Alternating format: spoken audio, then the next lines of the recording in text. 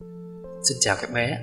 Hôm nay chúng ta sẽ đến với một câu chuyện cổ tích mới được mang tên là Sự tích quả dưa hấu. Ngày xưa, có chàng trai trẻ tuổi tên gọi là Mai An Tim.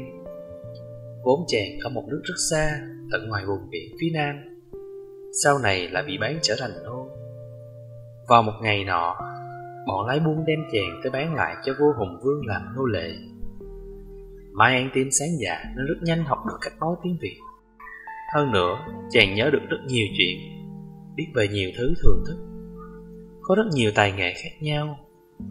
Bởi chàng đa tài lại chăm chỉ, nhà vua càng ngày càng yêu thích, luôn cho chàng theo hầu bên cạnh mình. Vào năm Mai An Tim được 35 tuổi, thì chàng được thăng lên làm quan hậu cần của nhà vua, còn có được một căn nhà riêng ngay cạnh cung của vua.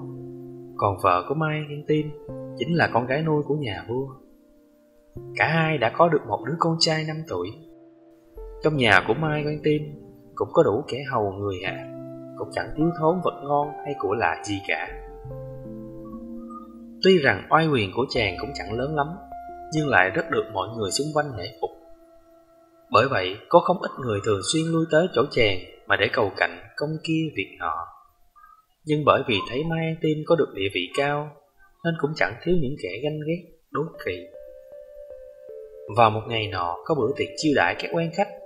Đang lúc mọi người đua nhau nói lời xu nịnh, tân bốc, thì Mai An Tim khiêm nhường mà bảo với họ rằng: cũng có gì đâu, mọi thứ ở trong nhà này vốn là vật tiền thân bên người tôi thôi. Mai nói vô cùng tự nhiên, nhưng đó là vì tôn giáo ở nơi xứ sở chàng sống trước đây có cho rằng việc hiện tại sướng hay khổ chính là kết quả từ sự ăn ở xấu hay là tốt ở tiền kiếp. Tuy nhiên, trong số những quan khách dự tiệc ngày đó cũng có mấy viên quan hầu cận thân cận của nhà vua. Chúng vốn trong lòng nuôi mối ghen ghét với Mai An Tim từ đã lâu. Chính vì thế khi nghe Mai An Tim nói vậy, liền chụp lấy những lời nói của Mai An Tim mà cho rằng đó là những lời ngạo mạn. Sau, chúng vội vàng vào cung điện, diện kiến tâu lại toàn bộ cho nhà vua được biết. Khi vua Hùng nghe được câu chuyện thì giận dữ vô cùng. Vua gầm lớn: chà, thằng này láo! Hôm nay nó đã nói được như thế, thì không biết ngày mai nó còn nói ra được những lời bất kính đến cỡ nào. Đúng là quân nô phản trắc mà, mau gô cổ nó lại. Ngay buổi chiều ngày hôm ấy thì Mai An Tim bị quân lính tới nhà riêng bắt đem bỏ ngục. Lúc bấy giờ thì chàng mới chợt hiểu ra rằng mình lỡ lời nên chọc giận nhà vua. Chàng tự nhủ với mình: nếu ta lại bị đầy đọa kể từ nay, thì chắc hẳn do kiếp trước của ta đã có hành động cư xử không đúng. Cùng lúc đó ở trong triều, tất cả các quan đều được triệu gọi để họp bàn phương thức xử lý chàng Mai An Tim. Có không ít người đưa ra phương án xử tử chàng, cũng có người đề nghị thi hành phương thức cắt gót chân. Tuy nhiên thì lại có một lão quan đưa ra ý kiến khiến cho Hùng Vương phải chú ý. Đó là: hắn chịu tội chết thì cũng xứng đáng thôi. Tuy nhiên thì trước khi hắn chết thì chúng ta cũng vẫn nên cho hắn nhận thức rõ ràng và thấm thía một chuyện. Đó là tất cả những thứ của cải mà trước đây hắn hưởng thụ đều là do ơn trời, ơn bể mà bệ hạ đã trao cho, chứ chẳng phải là thứ tiền thân của hắn. Thần có nghe được ở ngoài cửa Nga Sơn có một hòn đảo hoang, chúng ta cứ cho hắn ra ngoài đấy, cùng 1 đến 2 tháng lương, cho hắn ngồi suy ngẫm thật kỹ về thứ vật tiền thân mà hắn đã nói trước khi chịu chết. Lời nói của lão quan được tất cả mọi người ủng hộ. Vua Hùng cũng hết sức tán thành ý kiến này. Tuy nhiên, sau khi hạ lệnh xuống thì vua có dặn dò thêm là: hãy chuẩn bị cho hắn số lương đủ dùng cho một mùa, nhớ không? Ngày Mai An Tim bị đưa đi đầy ngoài đảo hoang. Dù tất cả mọi người hết lời can ngăn thì vợ của chàng vẫn quyết định khăn gói theo chồng tới đảo vắng. Nàng cũng không quên bế theo đứa con trai 5 tuổi của mình cùng đi. Thấy việc làm của nàng, chẳng một ai tán thành. Họ đều cương quyết coi đó là một việc làm hết sức rồ dại và ngu ngốc. Nhưng nàng vẫn một mực tin vào lời nói của chồng mình: trời sinh vôi rồi lại sinh cỏ, có gì phải lo. Tuy nhiên khi chính thức đặt chân lên bãi cát dài mịn mù và hoang vu ấy, người thiếu nữ lúc này cũng không cách nào để mà ngăn được cảm xúc tủi thân đang trào dâng trong lòng.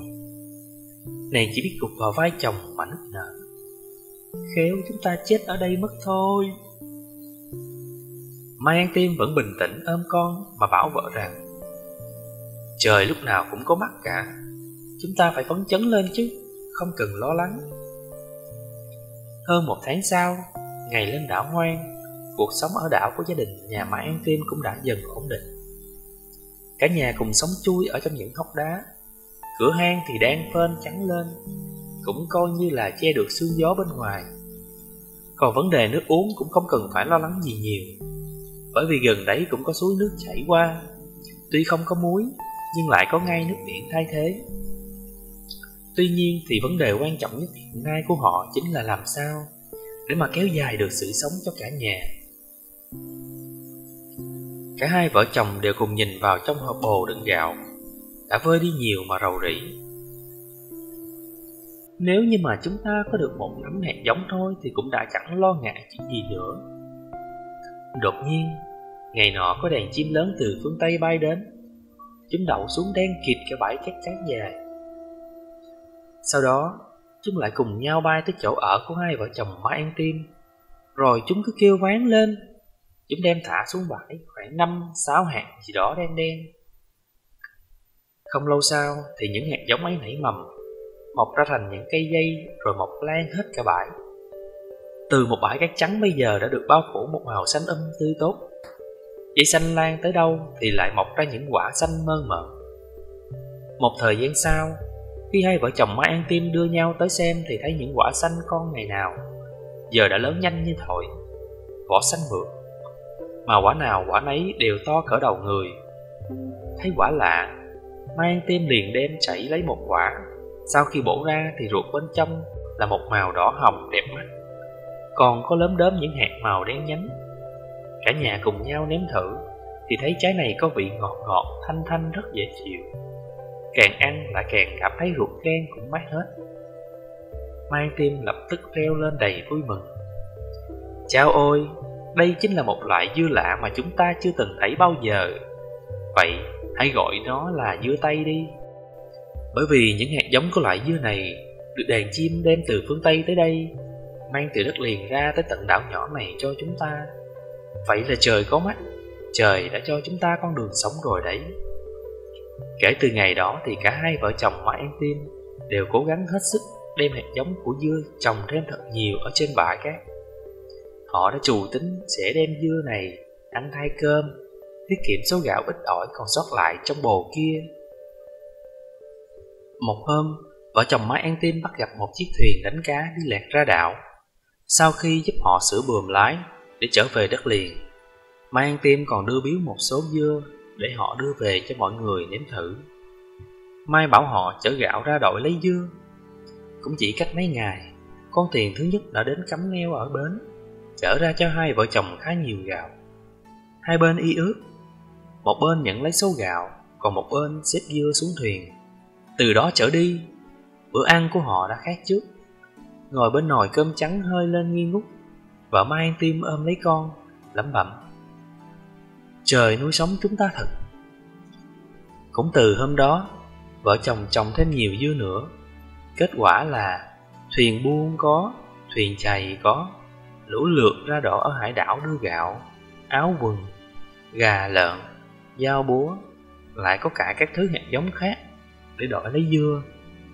Những người trong thuyền nói với Mai An Tim: thật quả từ xưa chưa hề có loại dưa nào quý đến thế. Ở vùng chúng tôi ai cũng ao ước được nếm một thứ dưa hấu này, dù phải đổi bao nhiêu gạo cũng không tiếc.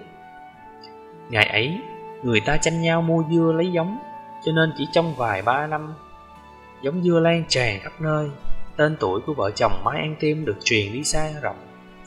Dân buôn gọi Tôn là bố cái dưa Tây. Lại nói chuyện vua Hùng. Một hôm, la rầy viên quan hầu bị đã dốt nát để thợ dựng hỏng một ngôi nhà. Vua buộc miệng than thở: phải chi mà có Mai An Tim thì đâu đến nỗi. Ngày hôm đó, vua nhắc mãi đến chàng. Đã 2 lần vua cho hỏi Lạc Hầu xem hiện giờ Mai An Tim đang làm gì, ở đâu. Lạc Hầu đáp liều: chắc chắn không còn nữa. Nhưng vua không tin. Vua sai ngay một tên nô khác cấp cho lương ăn và thuyền để hắn đi vào châu Ái tìm Mai An Tim. 1 tháng sau, hắn ta mang về cho vua một thuyền đầy dưa tây và nói: "Đây là lễ vật của ông bà Mai An Tim dâng lên bệ hạ." Hắn kể cho vua biết rõ những ngày tân khổ và tình trạng hiện nay của hai vợ chồng Mai An Tim. Rồi hắn tâu tiếp: "Bây giờ ông bà Mai An Tim đã có nhà cửa ở ngoài ấy khá đẹp, có đến hơn 10 người hầu hạ, có bãi dưa, có ruộng lúa và rất nhiều lợn gà." Vua Hùng càng nghe càng sửng sốt. Vua chắc lưỡi bảo mấy viên quan hầu cận ngày nọ đã tố cáo Mai An Tim. Hắn bảo là vật tiền thân của hắn, thật đúng chứ không sai. Vua bèn sai một đoàn lính hầu đi đón hai vợ chồng về, cho Mai An Tim trở lại chức cũ. Vua lại ban cho 2 người con gái hầu để an ủi chàng. Bây giờ chỗ hải đảo, người ta còn gọi là bãi An Tim. Những người kế tiếp công việc của hai vợ chồng Mai An Tim trên đảo vẫn còn dòng dõi đông đúc. Họ lập thành làng gọi là làng Mai An.